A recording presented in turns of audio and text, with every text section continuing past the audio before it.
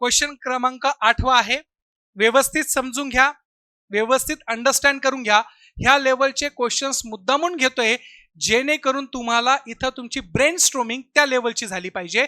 कसाही क्वेश्चन आला तर तुम्हाला डील करता आला पाहिजे. भारतातील स्थानिक स्वराज्य व्यवस्था ही प्रशासनाचे प्रभावी साधन असल्याचे सिद्ध झालेले नाही. या विधानाचे गंभीरपणे परीक्षण करा आणि परिस्थिती सुधारण्यासाठी तुमचे विचार मांडा. याला इंग्लिशमध्ये काय वाचता येईल? The local self government system in India has not proved to be a effective instrument of a governance. Critically examine this statement and give your views to improve the situations. क्वेश्चनला परत दोनदा वाचा आणि अंडरस्टँड करा की नेमकं क्वेश्चनला काय म्हणायचं आहे. तुमच्याकडे पेन आणि त्या स्वरूपाच्या बाबतीमध्ये अंडरलाईन करता आलं पाहिजे की नेमकं क्वेश्चनची डिमांड काय आहे. डिमांड जर समजली तर तुमचा असलेला फोकस पॉइंट क्लिअर असतो. चलो, लोकस आणि फोकस काय आहे बघून घेऊ आपण. ठीक आहे, चलो. लोकस काय असणार आहे? साहजिकच आहे, स्थानिक स्वराज्य संस्था. कॉमन सेन्स येऊन जातो. फोकस काय करायचं आहे नीट लक्षात घ्या. ज्या व्यक्तीला फोकस कळाला त्या व्यक्तीला स्ट्रक्चर फ्रेमिंग मध्ये कोणत्याही प्रकारे अडचणी येत नाही. व्यवस्थित अंडरस्टँड करून घेण्याचा प्रयत्न करा. डोकं शांत ठेवलं की ऑटोमॅटिकली तोच क्वेश्चन तुम्हाला आन्सर रिफ्लिकेट करत असतो, हे लक्षात घ्या.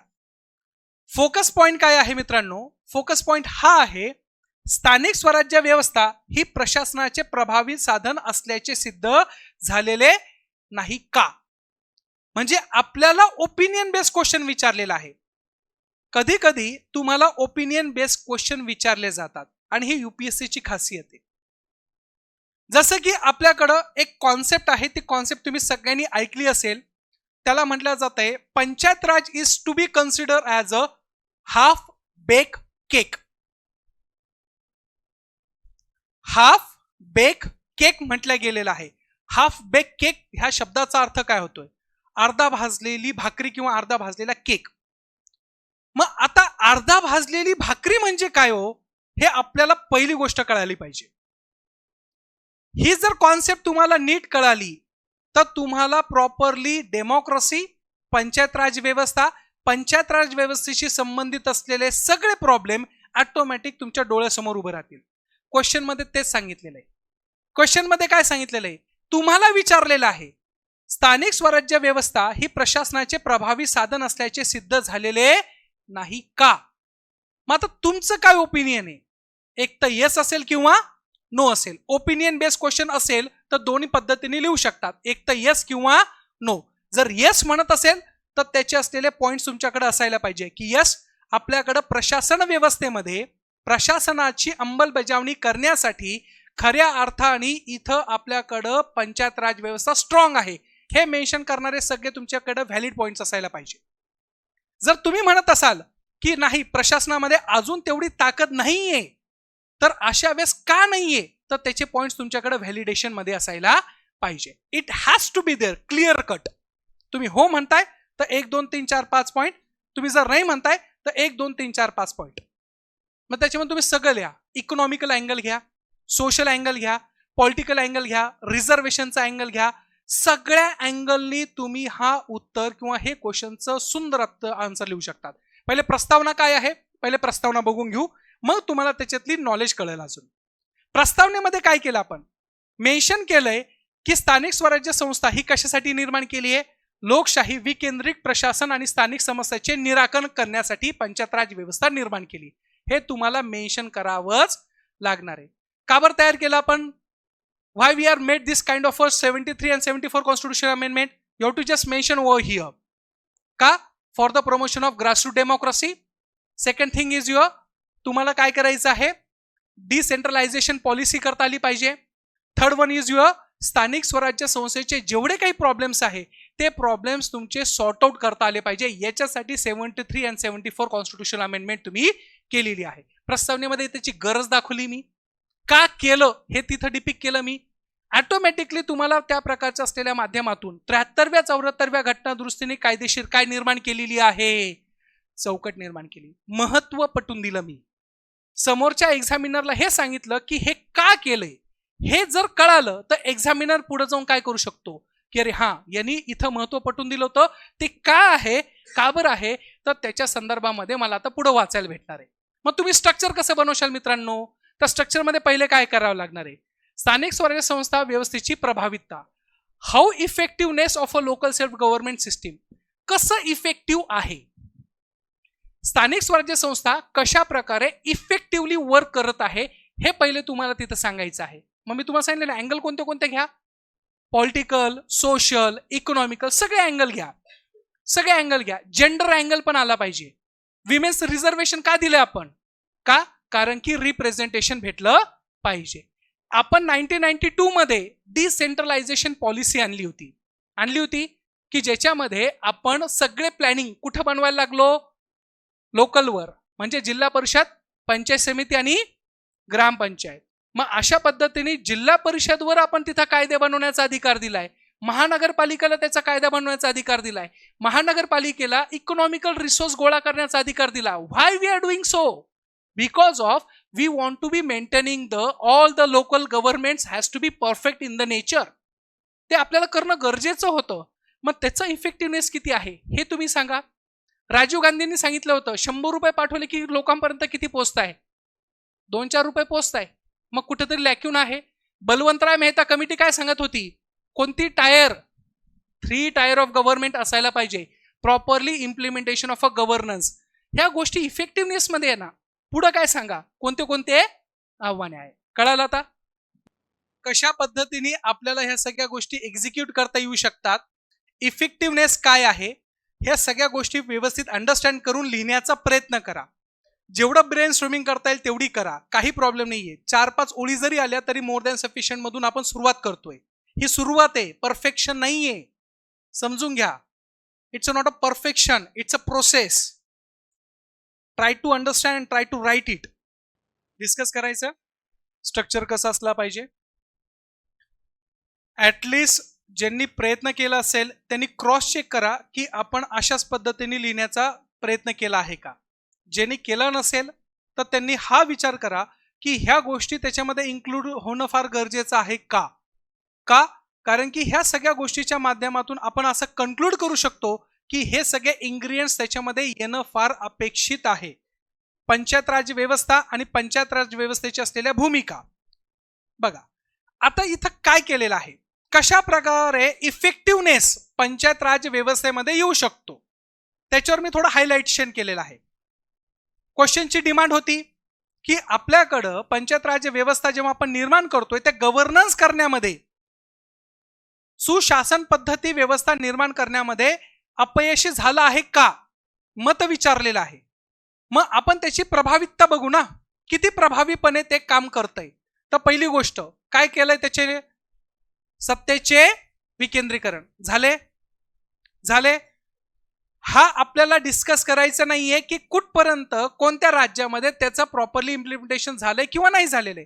We are not here to be discuss any all the things which are subject to be consider as a conflict in the nature. आपल्याला त्याच्यावर बोलायचं नाहीये. पण आपण कशासाठी तयार केली पंचायत राज व्यवस्था? सत्तेचं विकेंद्रीकरण करणं, ज्याला आपण पॉवर डिसेंट्रलायझेशन म्हणतोय. इंग्लिशमध्ये काय म्हणतो आपण त्याला? पॉवर डिसेंट्रलायझेशन किंवा decentralisation of a power making. ठीक आहे, हे प्रभावितपणे आपण त्याला इम्प्लिमेंट केलेलं आहे. दुसरं काय आहे? सामाजिक न्याय. आपण पंचायत राज व्यवस्था का निर्माण केली?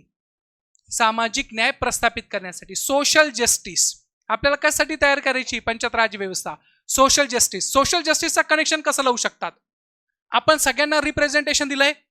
ओबीसी, एससी, एसटी, महिला वर्ग, ह्या सगळ्यांना आपण तिथं लोकशाहीमध्ये खऱ्या अर्थाने गुंतून घेतलेलं आहे. समाजातला एकही व्यक्ती आपण बाजूला ठेवत नाही. समाजाच्या प्रत्येक व्यक्तीला आपण इन्क्लूड करण्याचा प्रयत्न करतोय. म्हणजेच आपण काय मेंटेन करतोय? सामाजिक न्याय. कळतंय तुम्हाला? मग हे तुमच्याकडं पंचायत राज व्यवस्था आपण कशासाठी आणलंय? Why we are including this are the panchayat raj व्यवस्था? Because we have to give the all kind of a representation to every persons who are resided within your territory of India. कोणत्याच पद्धतीने आपण कोणालाच पाठीमागे ठेवले नाहीये. सामाजिक न्याय प्रस्थापित करण्यासाठी ह्या सगळ्या गोष्टी केलेल्या आहे. सेकंड तुम्ही सांगू शकता त्याच्यामध्ये. तिसरं मध्ये तुम्ही काय सांगू शकतात?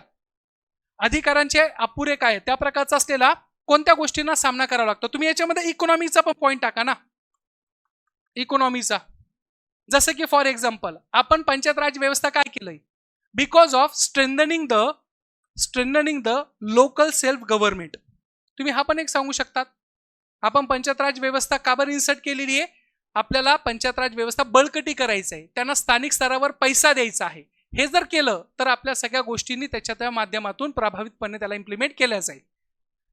अडचणी काय आहे, अधिकारांचे अपुरे वितरण. आपण 100% पॉवर दिलेली आहे का, हा सगळ्यात मोठा प्रॉब्लेम आहे. मी तुम्हाला आता कोणता शब्द वापरला, हाफ बेक केक. काय शब्द वापरला मी, हाफ बेक केक. अर्धी भाजलेली भाकर खाऊ शकतो का आपण, नाही खाऊ शकत, फेकून द्यावं लागणार शेवटी. सेम त्या प्रकारे पंचायत राज व्यवस्थेची हाल हा पेक्षा अशाच प्रकारे आहे. नावाला आपण पंचायत राज व्यवस्था इस्टॅब्लिशमेंट केली आहे, परंतु अपुऱ्या स्वरूपामधले त्यांना अधिकार दिलेले आहे का, नाहीये. Still gram panchayat has to be depend on the panchayat samiti, panchayat samiti has to be depend on the Zilla Parishad, आणि Zilla Parishad has to be depend on the state government. These are the major problems, की तुमच्याकडं पर्टिक्युलर पंचायत राज व्यवस्थेला जिवंत ठेवण्यासाठी एवढी कॅपेबिलिटी अजून तयारच केली नाहीये. तुम्ही त्या प्रकारचा फिनान्शियल ऑटोनॉमी तिथे दिलेली नाहीये. किती तुटपुंच्या स्वरूपातली ऑटोनॉमी तुमच्याकडं. तुम्हाला फक्त स्थानिक स्तरावरचा कर गोळा करता येतो, स्थानिक स्तरावरच्या असलेल्या प्रत्येक गोष्टीसाठी तुम्हाला पाणीपट्टी गोळा करते, हे करता येते, परंतु स्टील वी आर फेसिंग की पंचायत राज व्यवस्था is not able to do all the such things which are needed for the development of the every persons. Are we getting my point? समजतंय? हे सगळ्या गोष्टी मेन्शन करायला पाहिजे. दुसरं काय आहे, सेकंड एनआरसी आहे आपल्याकडं, administrative reform commissions. Administrative reform commission जो आहे त्यांनीही ह्या गोष्टीवर कुठेतरी फोकस केलेला आहे, की सेकंड एआरसी रिपोर्टनी पण सांगितलेलं आहे की आपल्याकडं अजून पण शहरी भागातल्या जेवढ्या स्थानिक स्वराज्य संस्था आहे, म्हणजे महानगरपालिका, नगरपालिका, नगरपंचायत, कटक मंडळे, they are getting a more superiority than the your जिल्हा परिषद आणि ग्रामपंचायत. हा एक प्रॉब्लेम त्यांनी पण तिथे मेन्शन केलेला आहे.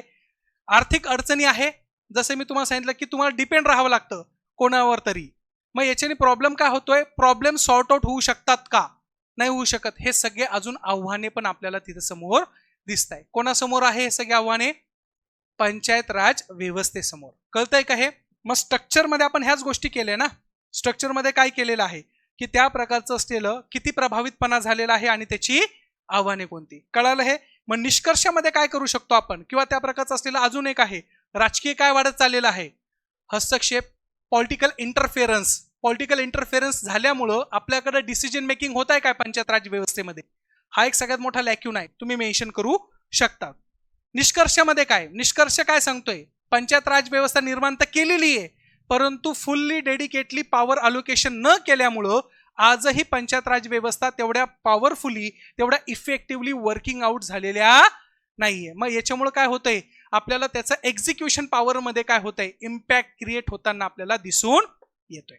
समजतं हे अंडरस्टँड होतंय. अशा पद्धतीने तुम्ही निष्कर्षामध्ये त्या प्रकारे करू शकतात, किंवा निष्कर्षामध्ये तुम्ही त्याच्यामध्ये वे फॉरवर्ड द्या. कसं, पंचायत राज व्यवस्थेला कसं तुम्ही बळकटी आणणार. पहिली गोष्ट, आर्थिक स्वायत्ता, मोर ऑटोनॉमी.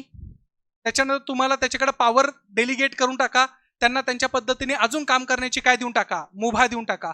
ऑटोमॅटिकली सगळं काम व्यवस्थितरित्या ते त्याच्या पद्धतीने करतील. एक उदाहरण देतो जाता जाता, ह्या क्वेश्चनला जाता जाता. मला माहिती ना तुमचं काय आहे. सर लवकर.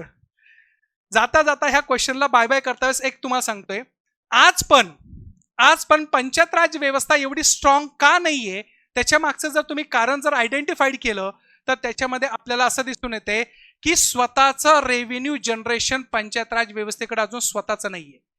त्यामुळं हा सगळ्यात मोठी डिपेंडन्सी जेव्हा पॉवर वाढती ना, तर त्यावेळेस तुम्हाला प्रत्येक गोष्टीसाठी हात पसरावा लागतो. दुसरा प्रॉब्लेम काय, तुमच्याकडं जेव्हा जिल्हा परिषद यांना स्वतःचे कायदे बनवायचे असतात, तर under the paramountcy of the state, तुम्हाला स्टेटच्या आधिपत्याखालीच राहून तुम्हाला स्वतःचे कायदे बनवावे लागतात.